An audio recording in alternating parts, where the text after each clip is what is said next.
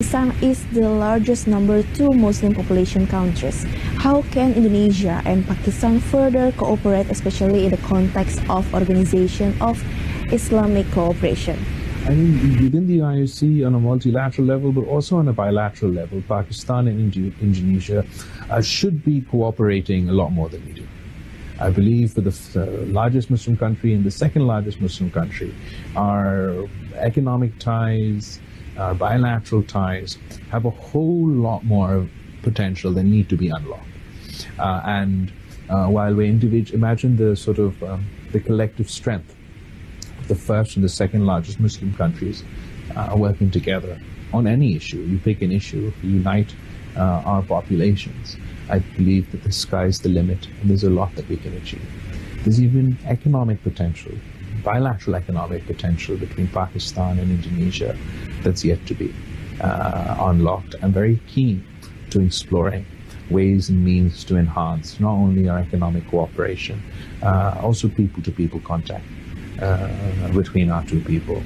But then, of course, it is important to coordinate on international forums and multilateral forums, such as the OIC, the ASEAN forum, which Indonesia is going to be chairing, has just taken over the chairmanship of the United Nations, the G77, where Pakistan is the chair at the moment.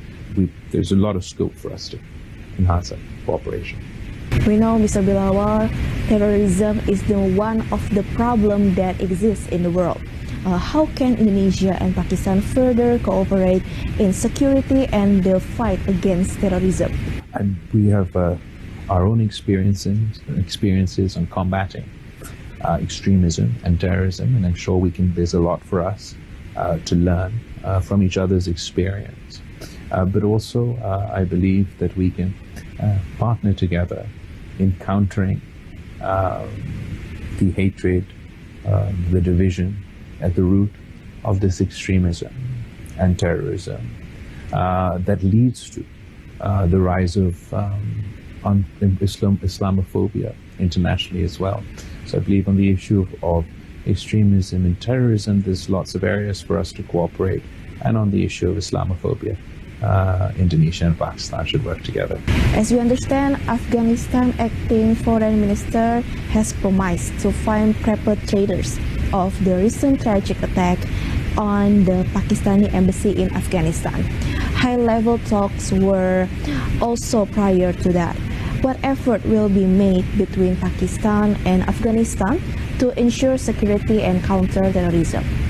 So there is absolutely our Minister of State, Hina Rabbani Kar, was in Afghanistan. She led our delegation to meet their ministers over there. They had a very productive, meaningful engagement around a whole host of issues. But the most important for us is the issue of terrorism. No one wants Afghanistan to become a hotbed or a launching pad for terrorist attacks in the region or anywhere else.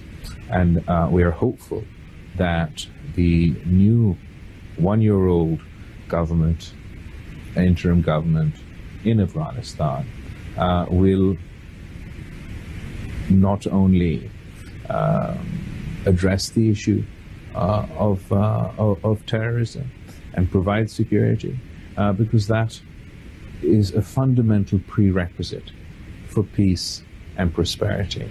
And we all want to see a peaceful, prosperous, and progressing Afghanistan. As we understand, high-level talks were also recently held. What does the future hold for the Pakistan and Afghanistan relations? So, Pakistan and Afghanistan are forever joined. We are neighbors out of geography, and no matter what happens, we will always be neighbors. We will always be together in that sense. It is therefore in my own interest, it is in my country's interest, that Afghanistan is a peaceful country, that Afghanistan is a stable country, that Afghanistan is a prosperous country. If all those things are true, then that means that I won't have to worry about a massive exodus of refugees, which we just talked about, the economic climate. It's very difficult. I won't have to worry about terrorism and associated threats, and it would mean economic opportunities for the people of my country as well as the people of Afghanistan, because we're neighbors. I'm very hopeful that whoever is in charge in Afghanistan, that they're successful in providing these things to their people, so that we can engage with them in a more meaningful manner. The world can engage with them in a more meaningful manner. We're all sick and tired of war and conflict.